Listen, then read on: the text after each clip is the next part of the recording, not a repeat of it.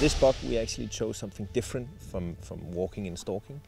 We knew it was there, we saw it the day before, so we came to the field next to where the buck was to lie in position waiting for the buck.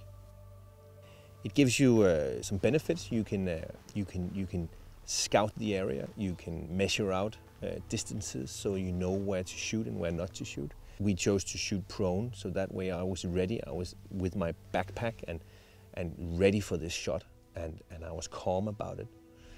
It's a completely different feeling of hunting when you compare it to stalking, but it's so exciting when the buck finally comes out of the forest. It's so incredibly intense, where you go from one moment where there's nothing going on, and then all of a sudden the buck is there. As we knew that it was probably going to be a long shot, so I chose the different caliber. It's 243 and a scope that goes up to 18 times magnification. With the smaller caliber, the bullet flies quicker and it flies more flat. It's probably going to be a 200 meter shot, but with the bag, me being prone, and then this rifle's featherlight trigger gives me reason to believe it's a good shot. But we'll see what happens. But right now I'm just a little excited, so I'm trying to calm down.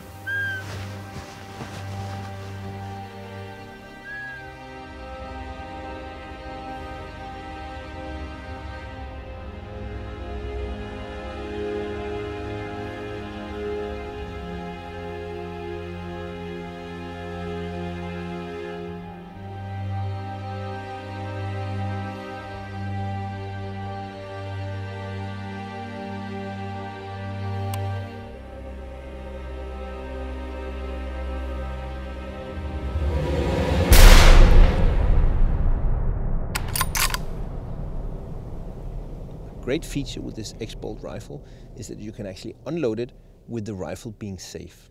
You don't have to take the safety off. You simply click the small button on the bolt and the bolt comes right out, and you can unload the rifle without ever having to doubt the safety. I chose to use the Winchester Power Max 100 grains bounded bullet. It gives you a great shock effect on the animal. There's almost always a through shot. It goes straight through the animal, and it keeps the weight of the bullet all the way through. There's no point in waiting with a rifle with an empty case, because that's useless. Then you might as well lie there with a shovel. So always reload. You never know what's going to happen. Maybe you need a second shot. So with this buck, we saw him take the bullet and we saw him go down. I had my sights on him for the short run he did. My heart just managed to be still for the shot. And the second I take the safety back on again, my whole body is shaking. You think it's good, Peter? Yeah, I think it's good. We'll just give him a minute, I think. Yeah. So when you walk up to a potentially wounded animal, it's always important to keep your bearings about you. You need to approach the animal downwind, never with the wind in your back, so the animal can smell you. Also, if you have a feeling of how he positioned himself, then always approach the animal from the back so that he doesn't see you.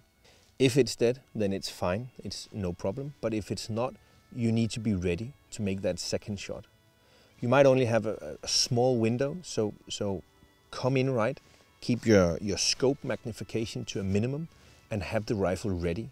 So if it runs, you might be able to take that second shot. Wow.